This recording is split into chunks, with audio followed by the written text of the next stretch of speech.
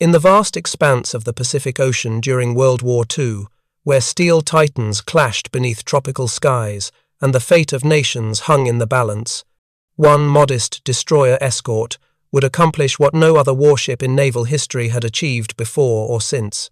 This is the extraordinary tale of the USS England, a vessel that in just 12 days would sink 6 enemy submarines, establishing a record so remarkable that it remains unmatched to this day.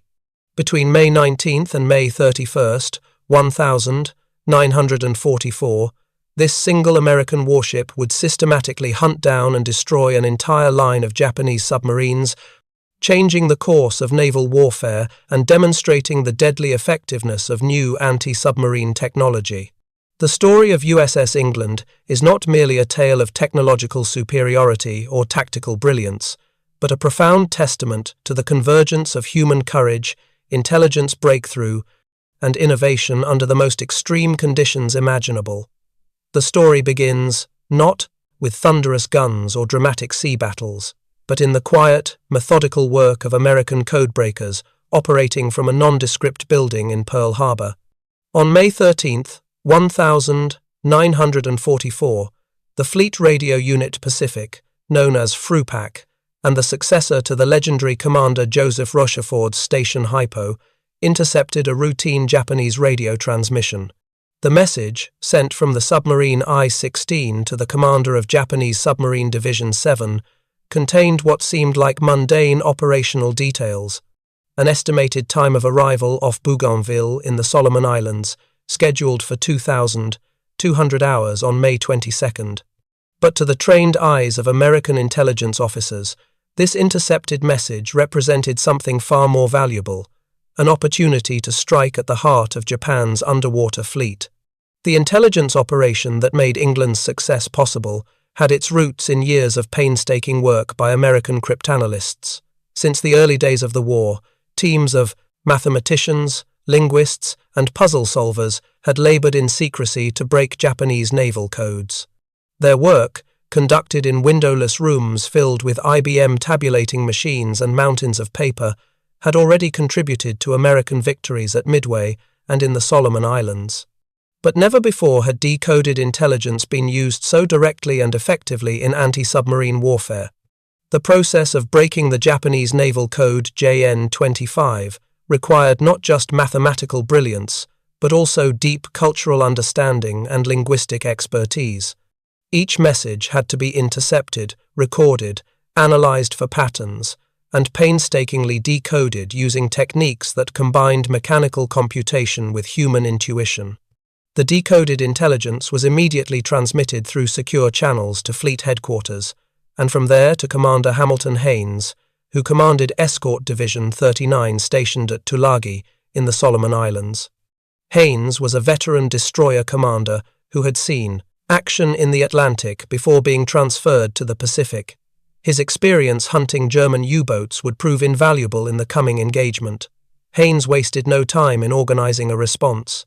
He ordered the formation of a 3-ship hunter-killer task group, selecting the best anti-submarine vessels available for this critical mission. The group would consist of 3 Buckley-class destroyer escorts: USS George, under the command of Lieutenant Cumder, Fred W. Just, Raby, D. 698, commanded by Lieutenant Cumder, James Scott, and USS England, D. 635, led by Lieutenant Cumder, Walton, Barclay, Pendleton. England was temporarily detached from Escort Division 40 at Purvis Bay on Florida Island to join this urgent mission. All 3 ships departed Purvis Bay on the 18th of May 1944, with Commander Haines embarked aboard George as the officer in tactical command. The selection of these 3 ships was no accident. Each had been specifically equipped and trained for anti-submarine warfare, and their crews had spent months perfecting their skills in the dangerous waters around the Solomon Islands. The ships had worked together before, developing the teamwork and communication protocols that would prove essential in the coordinated attacks to come. Their crews, though young and relatively inexperienced in combat, had been drilled relentlessly in sonar operation attack procedures, and damage control. This preparation would soon pay dividends beyond anyone's imagination, but this submarine hunt was part of a much larger strategic picture unfolding across the Pacific. That same day the task force departed, additional radio intelligence revealed a disturbing development. The Japanese were establishing a scouting line of 7 submarines, designated the NA line, stretching between the Admiralty Islands north of New Guinea and Truk in the Caroline Islands. This submarine picket line was positioned directly across the route that American carriers were expected to use in their next major operation. The Japanese High Command was anticipating new Allied landings, but remained uncertain about the target. Would it be the Marianas, the Western Caroline Islands, or the western end of New Guinea? The strategic thinking behind the Japanese submarine deployment reflected the desperate situation facing the Imperial Navy in mid-1944. With their carrier force decimated and their island bases increasingly isolated, submarines represented one of the few remaining tools for gathering intelligence and potentially disrupting American operations. The NA line was conceived as an early warning system that would give the Japanese fleet time to respond to American moves. Each submarine was assigned a specific patrol area, with orders to remain on station and report any American naval movements. The rigid nature of these assignments, so different from the flexible patrol areas used by American submarines, would prove to be a fatal flaw in the Japanese plan. The Japanese strategic planners, analyzing recent American carrier strikes supporting General Douglas MacArthur's westward advance along New Guinea's northern coast, concluded that Western New Guinea was the most likely target. In response, the Commander-in-Chief of the Japanese Combined Fleet, Admiral Soemu Toyoda, issued orders for Operation A-Go, intended to be the decisive naval battle that would halt the American advance and protect Japan's inner defense perimeter, encompassing the Marianas, the Western Caroline Islands, and Western New Guinea. The execution of this plan would ultimately lead to catastrophic Japanese defeats in what history would remember as the Battle of the Philippine Sea and the Marianas Turkey Shoot, where Japan would lose 3 aircraft carriers and hundreds of irreplaceable pilots and aircraft in June 1944. The planning for Operation A-Go revealed the fundamental weaknesses in Japanese naval strategy by 1944. The loss of experienced pilots at Midway, the Eastern Solomons, and Santa Cruz had never been fully replaced. The new pilots being rushed through abbreviated training programs lacked the skills of their predecessors. Meanwhile, American pilot training had become a massive industrial enterprise, producing thousands of highly trained aviators. The technological gap was widening too. American fighters like the F-6F Hellcat significantly outperformed their Japanese counterparts, and American ships bristled with radar-directed anti-aircraft guns that made attacking them increasingly suicidal. To support Operation A-Go, Vice Admiral Takeo Takagi, commander of the Japanese 6th Fleet, submarines, directed submarines from the 7th Submarine Squadron to establish the NA scouting line. Takagi was a veteran submarine commander who had witnessed the steady deterioration of Japan's underwater fleet. At the war's start, Japanese submarines had been among the best in the world, with highly trained crews and excellent torpedoes. But losses had been heavy, and replacement crews lacked the skill and experience of their predecessors. Moreover, Japanese submarine doctrine, which emphasized attacks on warships rather than merchant vessels, had proven strategically flawed. While American submarines were strangling Japan's supply lines, Japanese submarines were being hunted to extinction, with little to show for their sacrifice.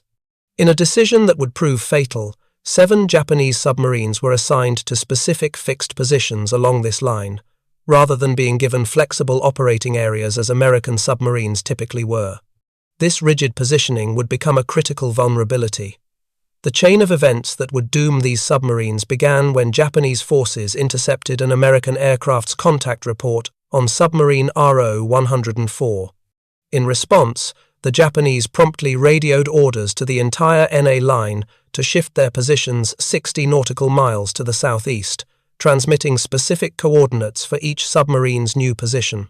This seemingly routine, operational message was intercepted by American radio intelligence and immediately forwarded to the Joint Intelligence Center Pacific Ocean area, where cryptanalysts worked feverishly to break out the coordinates. The process was complex and required not just breaking the code, but understanding the Japanese Navy's coordinate system and operational procedures. Though the process was complex and required careful analysis, the American codebreakers successfully extracted the precise positions of each submarine in the NA line. For the first time in the Pacific War, this ultra-secret intelligence would be sanitized and shared directly with anti-submarine forces, giving them an unprecedented advantage in hunting enemy submarines. The intelligence proved remarkably accurate. In each case, the Japanese submarines would be found within 50 nautical miles, and often much closer, to exactly where the decoded messages indicated they would be. The decision to share this intelligence with tactical units represented a significant risk. If the Japanese realized their codes were compromised, they might change them, depriving the Allies of a crucial advantage. Elaborate precautions were taken to disguise the source of the intelligence. Cover stories were prepared attributing the submarine discoveries to aerial reconnaissance or routine patrols. The crews of the destroyer escorts were told they were acting on aerial sighting reports, never knowing that their success was enabled by one of the war's most closely guarded secrets. The 3 destroyer escorts of the Hunter-Killer Group were all relatively new Buckley-class vessels, part of a massive wartime construction program that would eventually produce over 100 of these specialized anti-submarine warships, with several serving with the British Royal Navy under Lend-Lease. The Buckley class represented a compromise between capability and mass production. Smaller and less expensive than fleet destroyers, they could be built quickly in commercial shipyards by workers with limited experience. Yet they packed enough firepower and anti-submarine equipment to be deadly submarine hunters. Their turbo-electric steam propulsion system, while limiting their top speed compared to fleet destroyers, gave them good range and reliability and allowed them to operate for extended periods without refueling. Each ship had been named to honor a fallen hero, carrying forward the legacy of American servicemen who had made the ultimate sacrifice.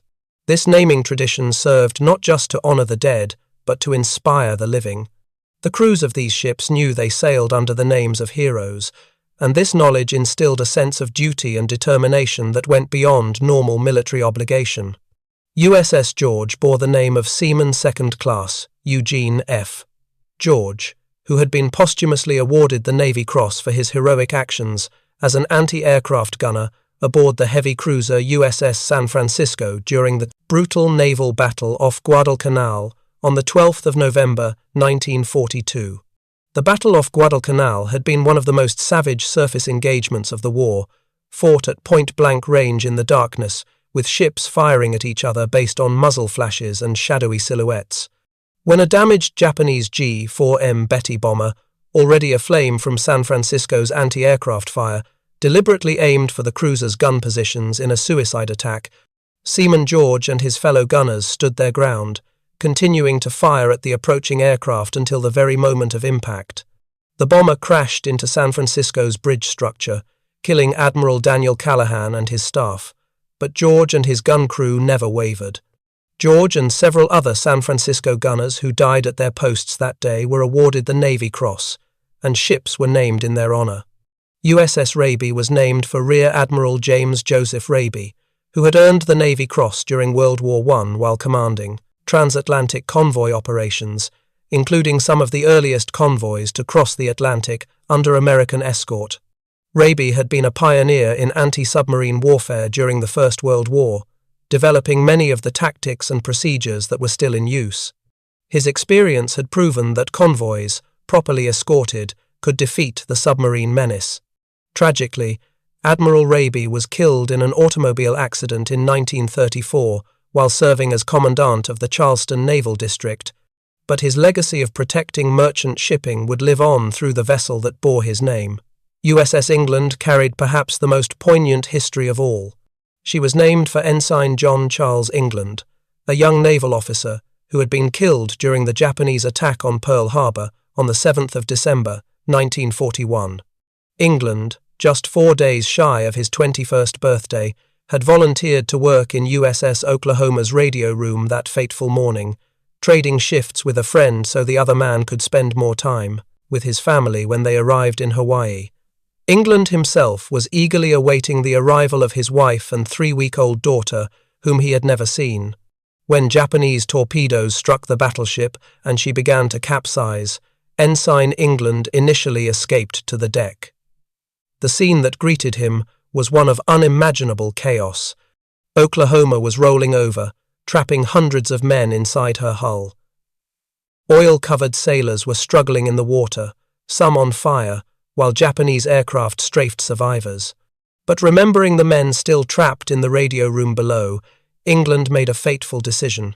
He returned to the sinking ship's interior. 3 times he descended into the capsizing battleship, each time successfully guiding a trapped sailor to safety through passages that were rapidly filling with water and oil.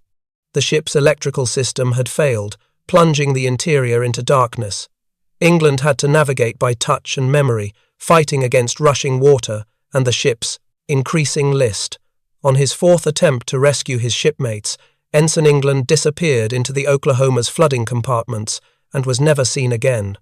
He was one of 429 officers and men who perished aboard Oklahoma that day.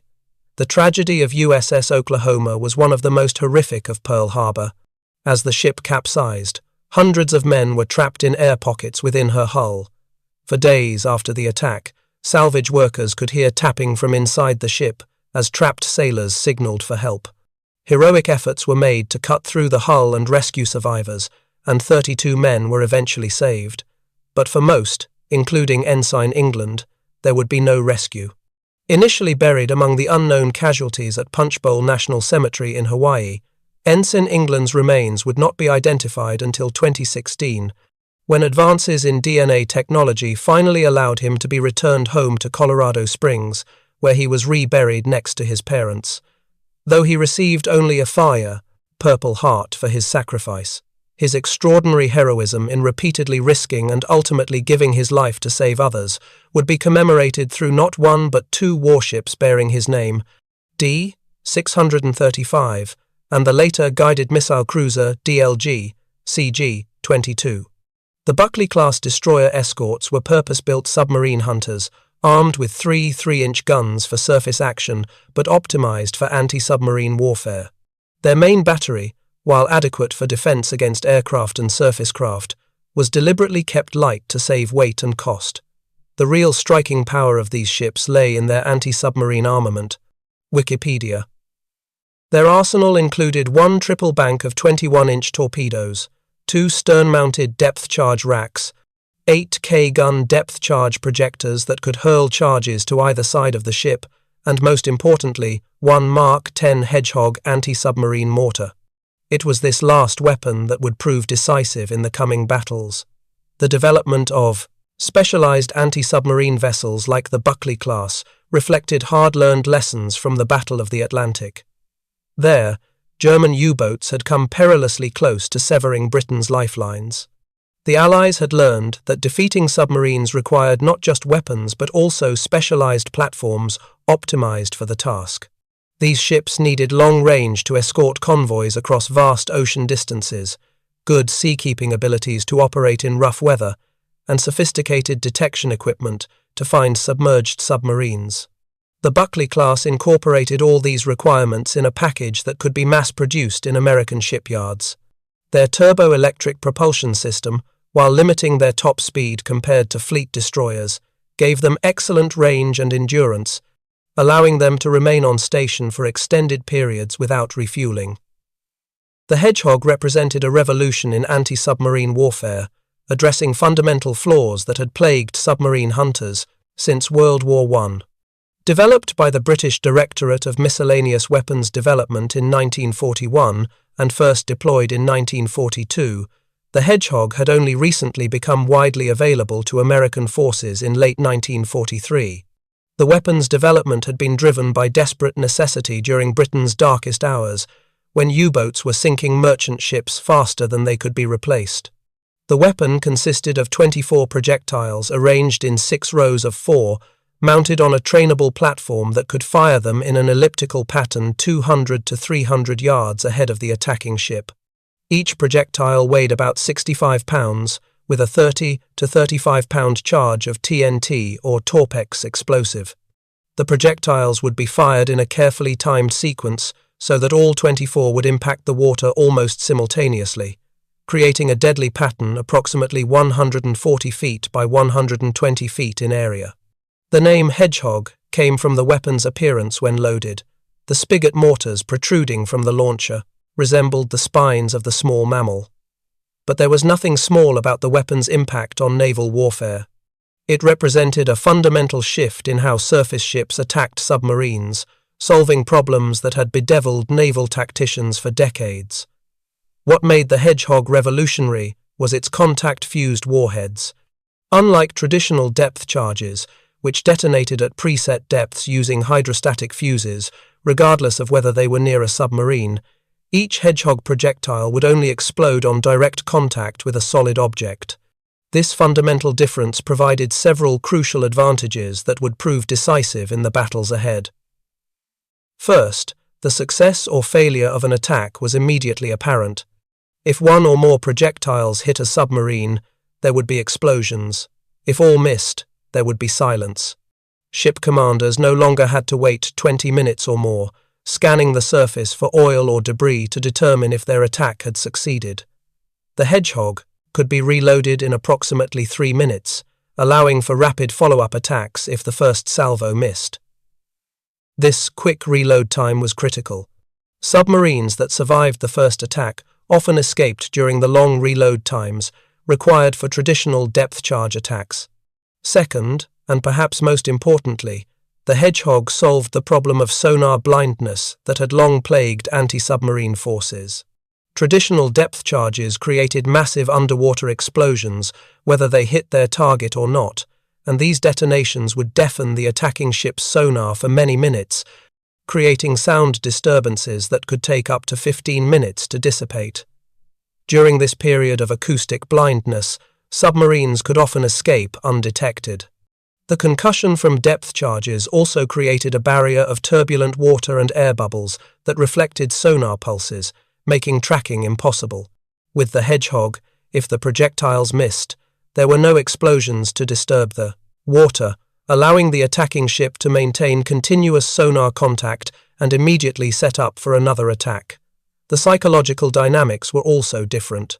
While depth charges created a terrifying barrage of explosions that could damage submarine morale even when they missed, potentially forcing submarines to surface or surrender, the Hedgehog was a silent killer.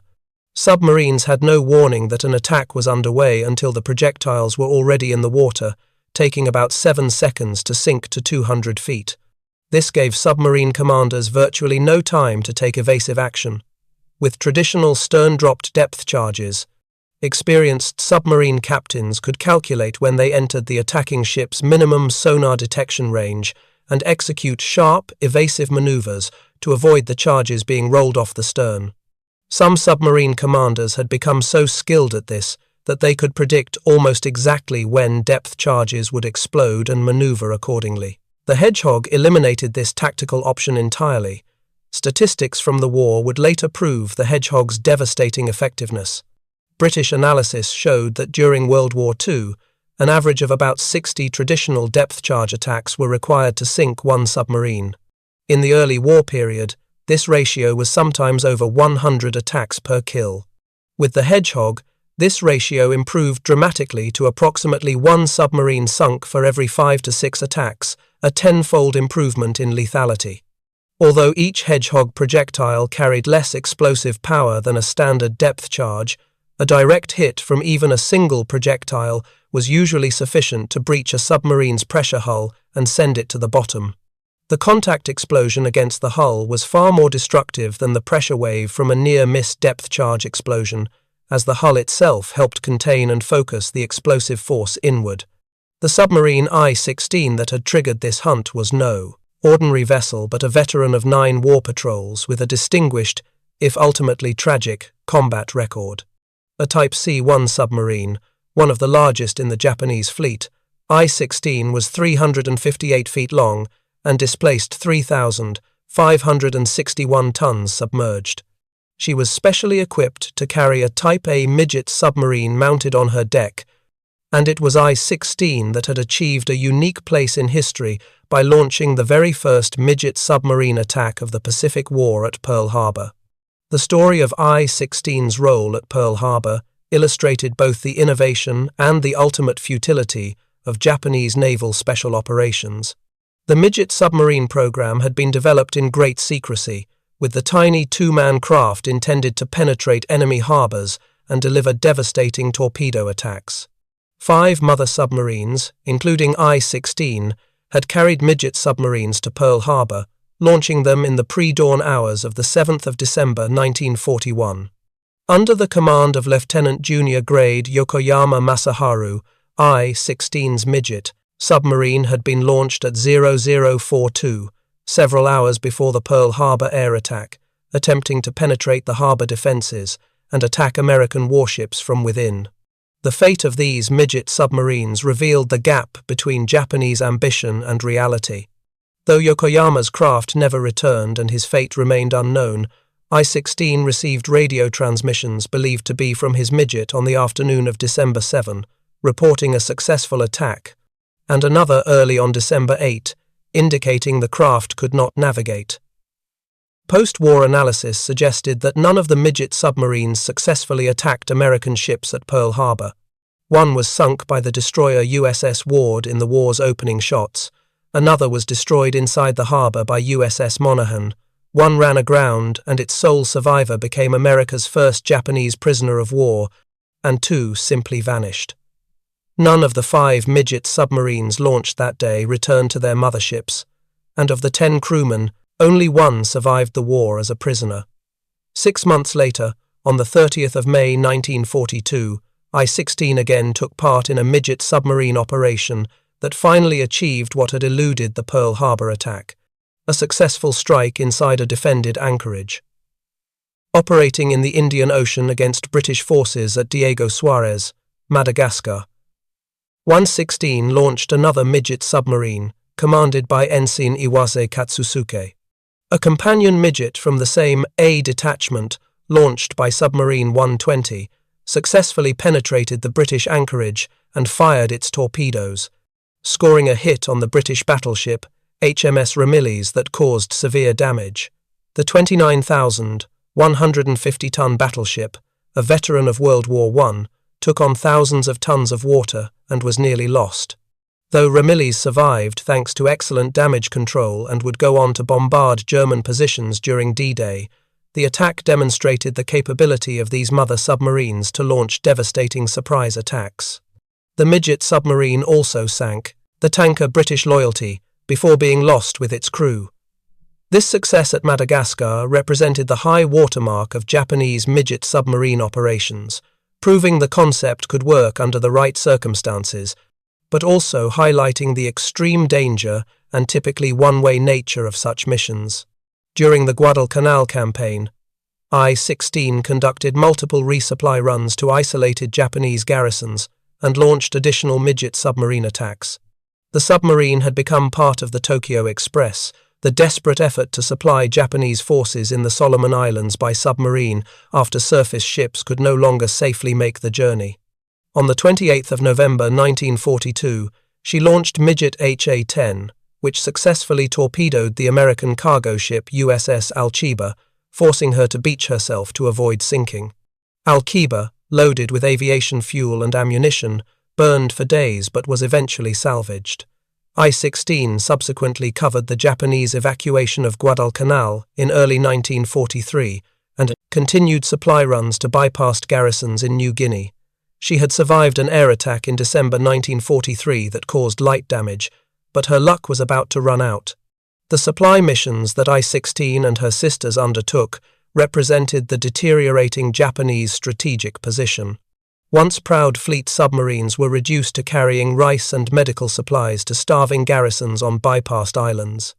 Each mission meant running a gauntlet of American aircraft and warships for the dubious reward of delivering a few tons of supplies to troops who were ultimately doomed.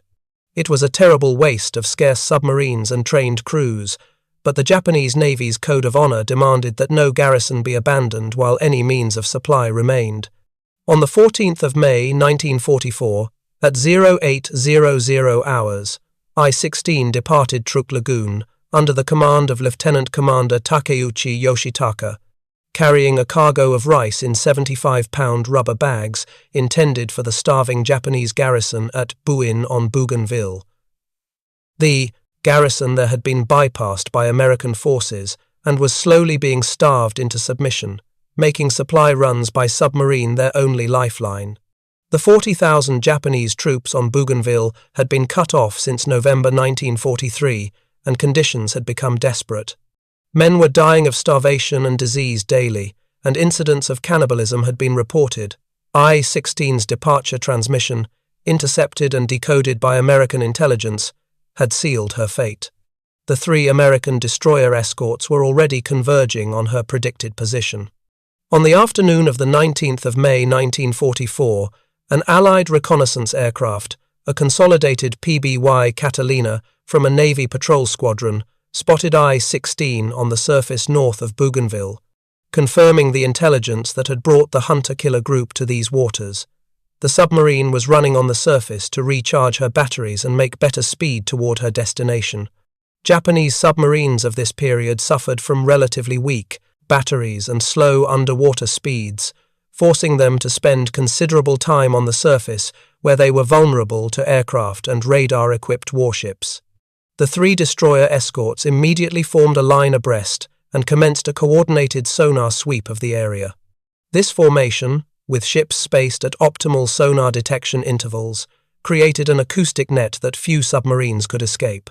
At 1,335 hours, England's sonar operator, a young sailor from Iowa who had never seen the ocean before joining the Navy, reported contact with a submerged submarine. The distinctive ping of the sonar return indicated a solid object at a range of 1,350 yards. The hunt was on. I-16 immediately commenced the standard Japanese submarine evasion tactics: radical changes in depth and direction, sudden speed changes, and sharp turns designed to throw off the attacking ship's targeting solution. These tactics had been developed through hard experience and had saved many submarines from destruction. Japanese submarine commanders were trained to think three-dimensionally, using depth as well as course changes to evade attackers. Lieutenant Commander Takeuchi was fighting for his life and the lives of his 100-plus crew members. Lieutenant Commander Pendleton brought England in for her first attack run. The approach required precise coordination between the sonar operators tracking the submarine, the plotting team calculating the target's course and speed, and the Hedgehog crew preparing their weapon. But the first Hedgehog salvo missed as I-16 successfully evaded, diving deep and turning sharply at the last moment. The second attack also failed to connect. I-16 was using every trick in the book, releasing bubbles and debris to create false sonar targets, changing depth rapidly to throw off range calculations, and making radical course changes that pushed the submarine's hull to its structural limits. On the third attack, England's Hedgehog scored a single hit, but the big submarine's strong hull absorbed the damage, and she continued her desperate evasion maneuvers. The explosion would have been devastating inside the submarine, the concussion throwing men against bulkheads, shattering light bulbs, and potentially causing localized flooding, but I-16's crew managed to maintain control and continue evading. Japanese damage control training was excellent, and submarine crews were drilled relentlessly in dealing with battle damage. Pendleton, demonstrating remarkable persistence and tactical skill, set up for a fourth attack, which again missed the violently maneuvering submarine. By now, the hunt had been going on for over an hour. The tension aboard England was palpable. The crew knew they had a submarine trapped but couldn't deliver the killing blow. In the plotting room, officers worked frantically to predict I-16's next move. The sonar operators strained to maintain contact as the submarine dove deeper, approaching thermal layers where temperature differences in the water could hide it from sonar. But on the fifth attack run, England's Hedgehog crew had learned from their previous attempts. They had noticed patterns in I-16's evasion tactics, a tendency to turn to port when diving, a preference for certain depth bands. At 1,435 hours, multiple projectiles found their mark, and the ocean erupted. The massive underwater explosion that followed was so powerful it lifted England's stern completely out of the water, throwing men to the deck and rattling the entire ship. The explosion was heard and felt on the other destroyer escorts thousands of yards away. 20 minutes later, oil and debris began rising to the surface, rice bags, pieces of wood, cork insulation, and other unmistakable evidence that I-16 had been destroyed. Among the debris were personal effects: a sailor's cap, pages from a Japanese book, a wooden sandal, poignant reminders of the human cost of war. The submarine that had launched the first midget, the submarine of the Pearl Harbor attack, was gone, taking all 107 officers and men, including Lieutenant Commander Takeuchi, to their deaths. They had died in the service of a lost cause, carrying rice to a garrison that would surrender anyway when the war ended. Meanwhile, the 7 submarines of the NA line had departed Saipan around the 17th of May 1944 to take up their assigned positions. The departure had been marked by a ceremony attended by Vice Admiral Takagi himself, who exhorted the submarine commanders to do their duty for the Emperor. Each captain received a ceremonial cup of sake and a white headband inscribed with patriotic slogans. They knew the odds against their survival were high. American anti-submarine capabilities had improved dramatically since the war's early days. All 7 were Roe-class boats, Roe 100-class submarines that were much smaller than I-16. Originally designed for coastal defense, these 600-ton boats were armed with 4 bow torpedo tubes carrying 8 torpedoes in total, plus a 76mm deck gun. The design reflected pre-war Japanese naval thinking that emphasized quality over quantity, resulting in submarines that were well built but too few in number and lacking the mass production advantages that made American submarines so effective. Of the 18 Roe 100-class submarines Japan would build during the war, only 1 would survive to see the surrender. Most of the NA line boats were equipped with Type 22 radar detectors, but lacked radar themselves, making them poorly suited for the reconnaissance mission they had been assigned. Their job was to spot American carrier forces and report their movements, but without radar they would have to spend dangerous amounts of time on the surface using visual lookouts. Of the 20 Type RO 100 submarines Japan would build during the war, not a single one would survive to see the surrender. For the 18 actually completed, the Pacific had become a graveyard. The first submarine of the NA line to meet its fate was Roe 106. This submarine had already compiled a notable war record. On the 18th of July 1943, during operations in the Solomon Islands, Roe 106 had torpedoed the American tank landing ship LST 342 inches, Blanche Channel near New Georgia. The torpedo detonated the LST's ammunition stores, causing a catastrophic explosion that blew the ship in half. The stern section sank immediately, while the forward section remained afloat long enough to be towed to shore. Among the men killed was the renowned artist Lieutenant Commander McClelland Barclay, who had created many of the war's most famous recruiting posters before volunteering for combat duty. Roe 106 had survived serious damage from air-dropped depth charges in October 1943 and returned to service after repairs. She was a veteran boat with a hardened crew, but experience would not be enough to save her. In the pre-dawn darkness of the 22nd of May 1944, at 0350 hours, George's radar operator detected a surface contact that proved to be Roe 106. The submarine was running on the surface, recharging batteries under the cover of darkness. A necessary but dangerous operation that left submarines vulnerable to radar-equipped enemies. George illuminated the submarine with a 24-inch searchlight, catching her completely by surprise. Her radar detector had failed to function, leaving her blind to the approaching destroyer escort. The powerful beam of light would have been blinding to the submarine's bridge watch, who had been using night vision to scan for enemies. Despite the surprise, Roe 106's crew reacted quickly, crash diving beneath the surface before George could bring her guns to bear. The officer of the deck ordered an emergency dive, and within seconds the bridge was cleared and the submarine was heading under. The dive took less than 40 seconds, well within Japanese Navy standards, but it wasn't fast enough to completely escape. George launched a Hedgehog attack at 0415, but missed the frantically evading submarine. At 0425, England gained sonar contact on RO 106 as she attempted to escape. The submarine was making turns for 8 knots, zigzagging violently while changing depth. England's first Hedgehog attack missed, but then the submarine made what may have been a fatal tactical error. RO 106 reversed course and turned bow on to England, possibly attempting to fire torpedoes at her attacker. This maneuver, however, presented a perfect target for the Hedgehog. Not understanding how the new weapon system worked that it fired ahead of the ship rather than being dropped over the stern, the submarine commander had inadvertently positioned his boat directly in the Hedgehog's kill zone. England's second attack scored at least 3 direct hits. The explosions would have been catastrophic inside the submarine. The hull breached in multiple places, water rushing in at tremendous pressure, electrical systems shorting out in showers of sparks.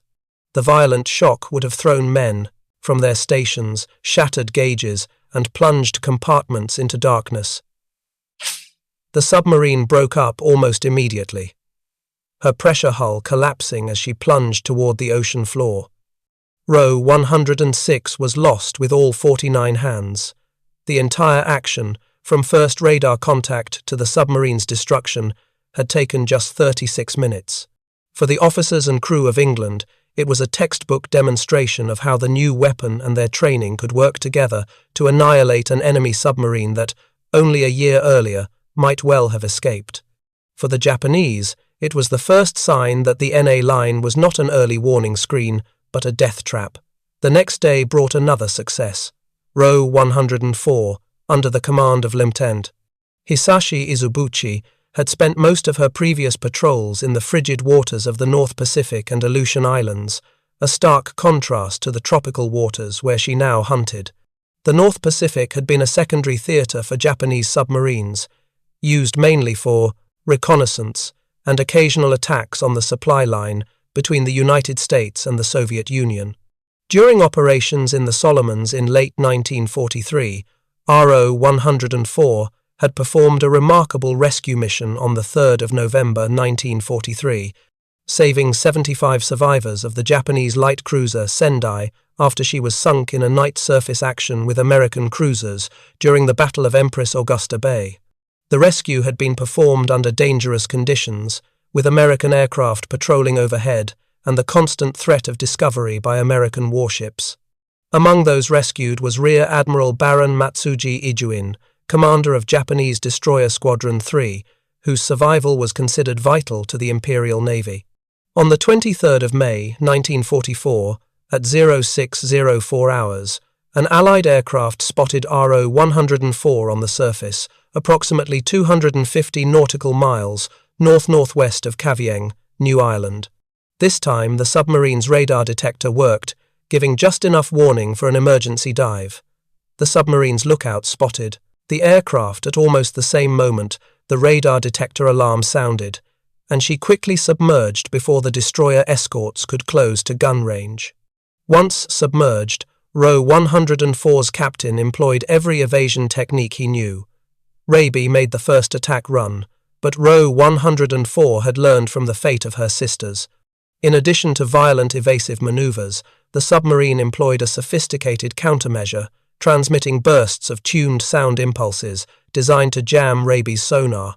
This technique, known as acoustic deception, had been developed by Japanese submariners as a last-ditch defense against sonar-guided attacks.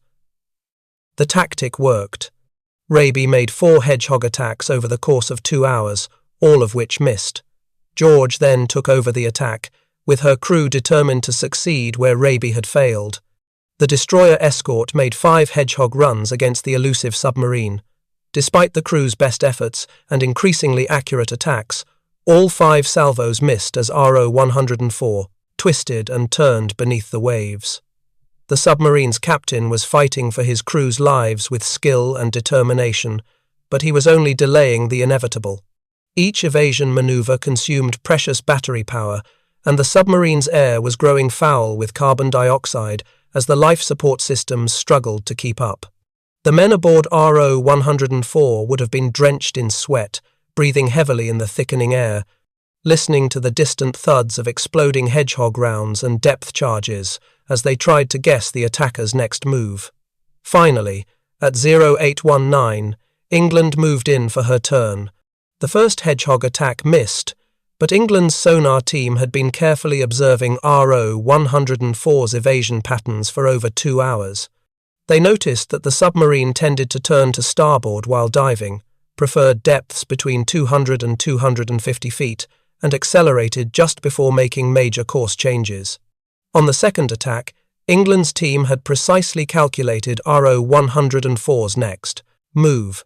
Between 10 and 12 projectiles found their mark, and the resulting underwater explosion was followed by the unmistakable sounds of a submarine breaking up the screech of tearing metal, the thunder of imploding compartments, and then silence.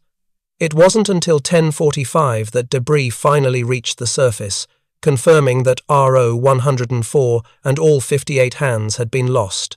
The debris field was extensive: wooden decking, cork insulation, clothing, and the oil slick that had become the signature of a submarine's grave. Among the debris was a life ring with Japanese characters, providing definitive proof of the kill. The deadly efficiency of the hunter-killer group was becoming apparent. In just 4 days, they had sunk 3 Japanese submarines, but the hunt was far from over. The very next day, May 24, brought another contact and another kill. RO 116 was relatively new, on only her second war patrol, under the command of Lieutenant Commander Shibuya Kunio. The submarine had been commissioned just 6 months earlier, and her crew was still gaining experience. Many were recent graduates of the submarine school at Kure, young men who had joined the Navy filled with dreams of glory, but were now facing the harsh reality of a war Japan was losing. At 0120 hours, George gained radar contact at the remarkable range of 17,000 yards, nearly 10 miles, approximately 225 nautical miles north-northwest of Kavieng. This exceptional detection range was due to ideal atmospheric conditions that enhanced radar propagation. RO 116 dove immediately, but her crash dive was slower than it should have been, a sign of her crew's relative inexperience. At 0150, George gained sonar contact at just 750 yards. The submarine employed the same desperate tactics as her predecessors: violent rudder shifts, radical depth changes, and sophisticated sonar jamming. These tactics proved temporarily successful, frustrating George's attacks. The destroyer escort made multiple runs, but each time RO 116 managed to evade at the last moment. England moved in and made 2 aborted Hedgehog runs when the targeting solution fell apart at the last moment. The submarine was fighting hard, but her crew's inexperience was beginning to show. Their evasion patterns were becoming predictable, and they were slow to respond to the attacking ship's maneuvers. On the third attempt, England's crew had RO 116's number. At 0214, at least 3 projectiles struck home. The submarine's destruction was swift but oddly quiet. There were none of the massive secondary explosions that had marked previous kills. This suggested that RO 116's torpedoes had not detonated, possibly because the hits were in areas away from the torpedo room, or because safety procedures had prevented sympathetic detonations. RO 116 simply broke apart and sank, taking all 56 hands with her into the depths. 2 days later, on May 26, the hunter-killer group found RO 108, commanded by Lieutenant Obari Kenichi. This submarine had already proven herself dangerous to American forces. On the 3rd of October 1943, RO 108 had fired a spread of 4 torpedoes at 3 American destroyers that presented an overlapping target in Huon Gulf off New Guinea. It had been a textbook attack. RO 108 had detected the destroyers by their sonar pinging, maneuvered into perfect position, and fired a spread that gave maximum probability of hits. USS Smith detected the torpedo wakes and successfully evaded, her captain ordering emergency speed and full rudder to comb the wakes. But USS Henley was not so fortunate. 2 torpedoes struck her port side amidships in the No. 1 fire room, breaking the destroyer's keel. The hits were devastating. The explosion ruptured fuel tanks, started massive flooding, and broke the ship's back. Henley broke in two and sank rapidly, killing 15 men and wounding 52 others. Smith and USS Reed counterattacked, but RO-108 escaped, diving deep and running silent, while the Americans dropped depth charges in her wake. Later, on the 17th of December 1943, RO-108 was caught on the surface by a PBY Catalina flying boat while recharging her batteries. The aircraft's depth charge attack caused serious damage, and the submarine went down by the stern, taking on water through damaged hull plates. But somehow her crew managed to save her through heroic damage control efforts, working in flooded compartments to shore up bulkheads and patch leaks. She returned to service after months of repairs at Truk. At 2,303 hours on May 26, Raby gained radar contact on RO-108 at 15,000 yards, approximately 110 nautical miles northeast of Seidler Harbour at Manus Island. England also gained radar contact before the submarine dove. Once submerged, England gained sonar contact at 1,650 yards. The submarine was making maximum submerged speed, trying to open the range before the destroyer escorts could attack. Raby was vectored in for the first attack, but her Hedgehog salvo missed. The submarine had turned inside Raby's attack run, a maneuver that required precise timing and steady nerves. At 2,323, England commenced her attack run. This time there would be no prolonged hunt. England's Hedgehog scored between 4 and 6 hits on the first salvo. The multiple explosions would have torn RO-108 apart instantly. The submarine's hull, already weakened by her previous battle damage, couldn't withstand the multiple direct hits. RO-108 went down with all 53 hands. By now, Japanese naval intelligence was becoming alarmed. On the 27th of May, 1944, the Japanese Sixth Fleet intercepted and decoded American naval communications, indicating several submarines had been sunk north of the Admiralty Islands.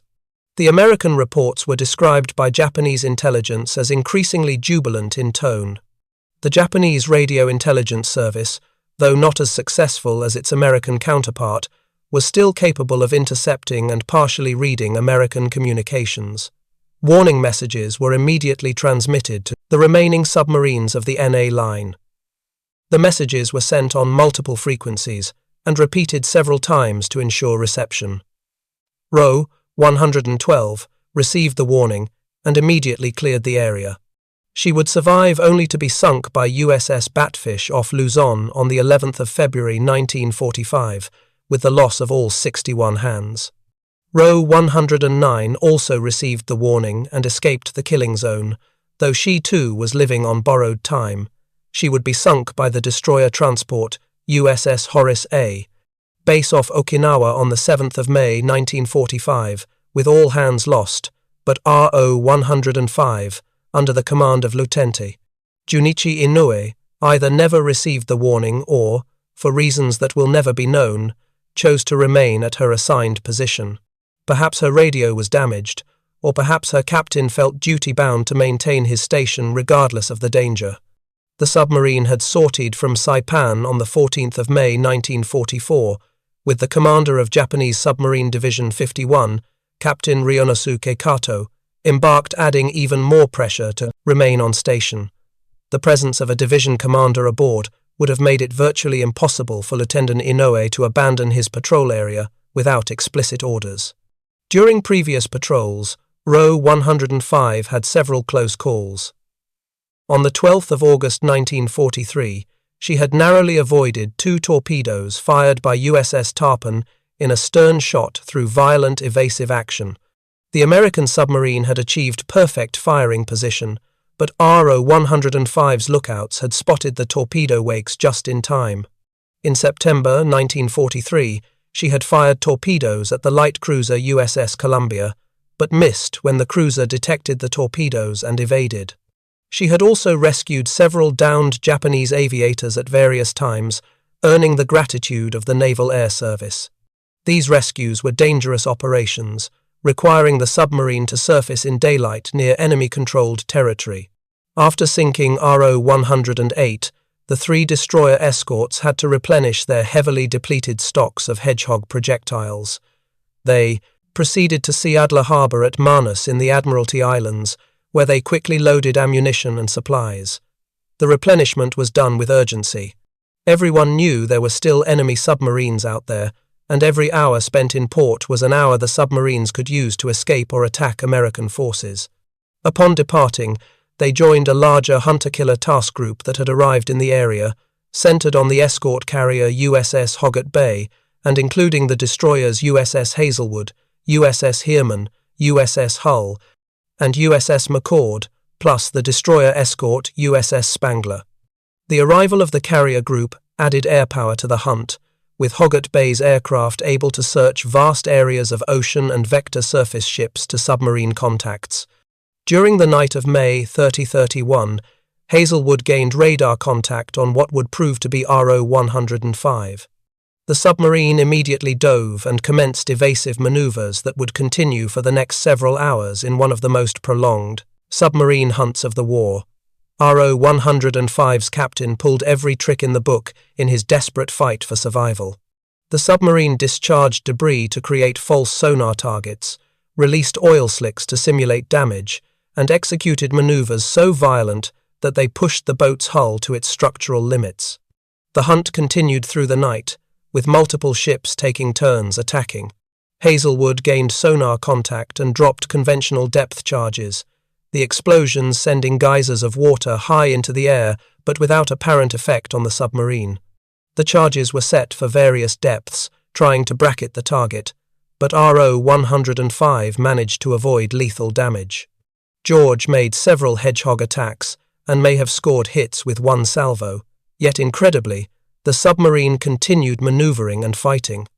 Any hits would have caused damage and casualties aboard RO-105, but her crew managed to maintain watertight integrity and continue evading. Japanese submarines were strongly built, with multiple watertight compartments that could allow them to survive significant damage. As dawn broke on May 31st, Spangler and England joined the attack. The sunrise revealed a calm sea with an oil slick marking where the submarine had been hit, but RO-105 was still fighting beneath the surface. Spangler made a Hedgehog attack that missed when Commander Haynes, still aboard George, transmitted a message that would become part of naval legend. "Oh hell, go ahead, England." It was both an acknowledgement of England's superior success rate and an expression of frustration at the submarine's stubborn refusal to die.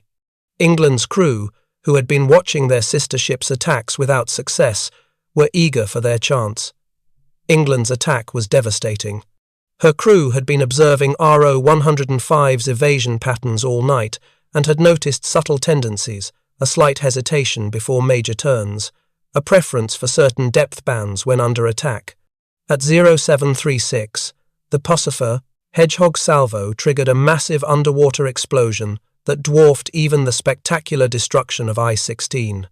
Between 6 and 10 projectiles found their mark, and the resulting detonations were followed by secondary explosions as RO-105's own torpedoes detonated. The violence of the explosion was extraordinary. A column of water shot hundreds of feet into the air, and the shockwave could be felt through the hulls of ships miles away. RO-105 was literally blown apart, with Captain Cato and all 55 hands killed instantly. The oil slick that rose to the surface spread for miles, mixed with debris that included recognizable pieces of the submarine's hull, wooden decking, and personal effects of the crew. It was a grim reminder of the totality of destruction that modern naval warfare could inflict. In just 12 days, from May 19th to May 31st, 1944, USS England had sunk 6 Japanese submarines, a feat unparalleled in the history of anti-submarine warfare. The achievement was all the more remarkable considering that England was not a powerful destroyer but a modest destroyer escort, and that she was just 5 months out of the shipyard on her first war patrol. The statistics spoke for themselves. Of the 7 submarines assigned to the NA line, 6 had been destroyed, with 5 of them falling to England's Hedgehog. Only Roe 109 had escaped, and she would meet her fate less than a year later off Okinawa. The impact of England's success rippled far beyond the immediate tactical victory. Upon learning of the achievement, Chief of Naval Operations Admiral Ernest J. King sent a message that carried the weight of a promise. There'll always be an England in the United States Navy. The message was both a recognition of the ship's unprecedented achievement and a tribute to Ensign John C. England, whose heroic sacrifice at Pearl Harbor had inspired the crew. The crew of England was awarded the Presidential Unit Citation, one of only a handful of destroyer escort crews in World War II to receive this honor. The citation read in part that, for extraordinary heroism in action against enemy Japanese submarines in the Pacific War area from May 19 to 31, 1944, USS England's brilliant performance in this vital mission contributed materially to the successful operations of our forces and upheld the highest traditions of the United States Naval Service. Lieutenant 7th. Pendleton received the Navy Cross for his leadership during the submarine killing spree, though many historians have noted that his executive officer, Lieutenant John A. Williamson, deserved equal credit for the ship's remarkable tactical proficiency.